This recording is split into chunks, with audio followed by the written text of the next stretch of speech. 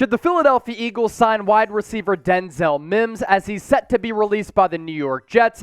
Also on today's show, I'm going to explain why Howie Roseman is a genius and the best general manager in the National Football League, especially considering the current state of the running back market with Saquon Barkley, Josh Jacobs, and Tony Pollard. Before we begin, though, make sure you subscribe and turn on your notifications, because if you want to become a more informed and smarter Eagles fan, this is your go-to spot. We're talking daily, year-round coverage of the Birds, and we're 260 people away from 47,000 subscribers, so lock us in and hit that sub button. Turn on those noties as well, because therefore, anytime we go live, anytime we push out a show, you will be notified. So let's begin here with the latest around Denzel Mims, set to be released by the New York Jets if the Jets cannot find a trade partner. This story broken just moments ago here on this Wednesday by Brian Costello, who covers the Jets, saying this on Twitter, that the Jets plan on releasing the former second-round pick if they can't find a trade partner. And then Mike Garafolo, NFL Network,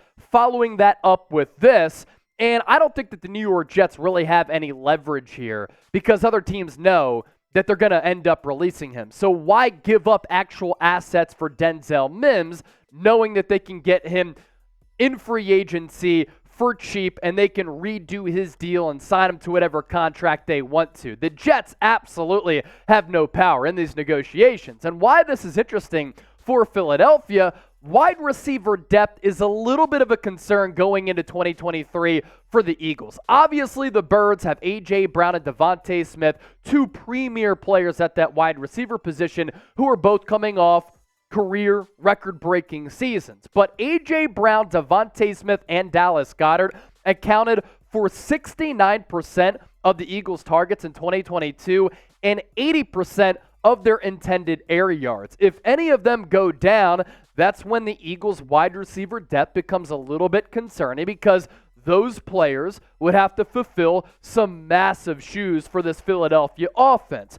Howie Roseman and Nick Sirianni have taken chances often on former high draft picks, and Mims was the 59th overall pick in 2020. While he's been bad for the New York Jets, he's had some flashes and is a pretty solid player. And back in 2020, the Eagles had some interest in him in the pre-draft process when they were looking for a wide receiver. So you look at this Eagles wide receiver depth chart. A.J. Brown, Devontae Smith, both studs. You have Skinny Batman and you have Swole Batman. I actually think some people underrate and undervalue Olamide Zaccheaus with the Atlanta Falcons. He was a good player who's shifty in the open field. And Quez Watkins.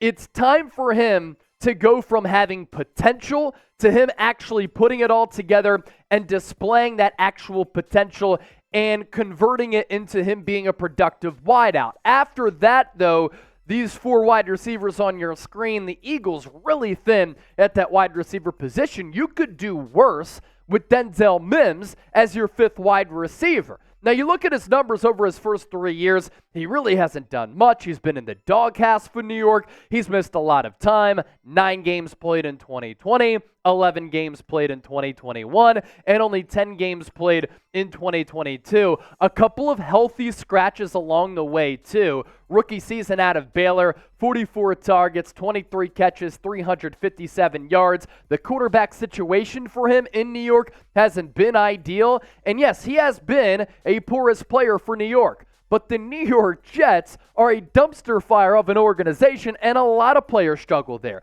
You come to a sustained, stable culture, and maybe you can turn your career around. That's why I'm interested in Denzel Mims. I'm not asking him to be a top threat for this Eagles offense in 2023 with Brian Johnson calling the plays and Jalen Hurts looking to duplicate his success from a year ago. I'm more so talking about bringing him in as a depth piece to at least compete in training camp. So what do you think? Should the Birds give him a shot? Should they bring him in? S for sign, P for pass. Let me know right now down in the comment section. Coming up next on the show, the genius of Howie Roseman on display. What a career he's had, from being in the low level of this front office when Andy Reid, Joe Banner were here, coming out of Florida. I think he was like an intern, rises up the ranks, becomes general manager. Chip Kelly takes the head coaching spot. He basically sends him to the other side of the NovaCare complex. Now he comes back, wins a Super Bowl, couple of lean years after that Super Bowl, but my goodness, he has been in his bag, and I have some numbers to back that up. First, though, how about this deal? Thanks to our friends at Fanatics. And the Kelly Green jerseys, they're going to be back here this upcoming season. So it's time to get a Kelly Green Eagles logo polo, right? It was $70, now on sale for just $30. How do you get it? You use that link down below for that deal to apply. And so that Fanatics knows that Chat Sports sent you, the link, chatsports.com/Eagles Polo, is hanging out in the comment section and in the description of this video. So in case you missed it yesterday, I broke down how the Saquon Barkley situation with the New York Giants directly impacts the Philadelphia Eagles. So I discussed this here because Barkley and the Giants couldn't come to an agreement on a contract extension prior to the franchise tag deadline on Monday. And I explained that, number one, if Saquon doesn't play, it directly benefits the Philadelphia Eagles because Saquon Barkley is a really good quality special football player with his ability to impact the game on the ground and through the air. Outside of those couple of injury-plagued seasons, he's been a very productive player for the Giants. Number two, this is really a lesson on how to run a football team. The Giants drafted Saquon Barkley number 2 overall back in 2018 out of Penn State, and now, after using premium draft capital on him, they might not even sign him to a second contract extension. That is a waste of some marquee resources. And number 3, Howie Roseman continues to lap his NFC East counterparts in team building strategy and team spending. That's where this conversation gets very interesting because the Eagles this year ranked 23rd among 32 teams in spending on running backs on this roster, a total on the roster of just over $7 million. Last year, same spot, 23rd in the NFL. The Giants, on the other hand, they're paying their running backs $14 million. That ranks 7th in the National Football League. Last year, they were still inside that top 10 because Saquon is going to play under that franchise tag of $10+ million. Howie Roseman and his team-building strategy is this. He invests in pillars of the organization. He invests in important positions. He's not going to waste money on positions that he doesn't think directly impacts winning and directly impacts your organization. For instance, running backs, it's an expendable position. You can find quality running backs in the mid to late rounds of the NFL draft. You can find them for cheap in free agency. And Howie Roseman likes to use his resources elsewhere on more preeminent positions. Offensive team spending for Philadelphia here in 2023. The entire offensive side of the ball, the Eagles ranked 25th. A total of $99 million. At quarterback, yes, Hurts got that contract extension, but he's only making $9.8 million this year. That's 24th in the NFL.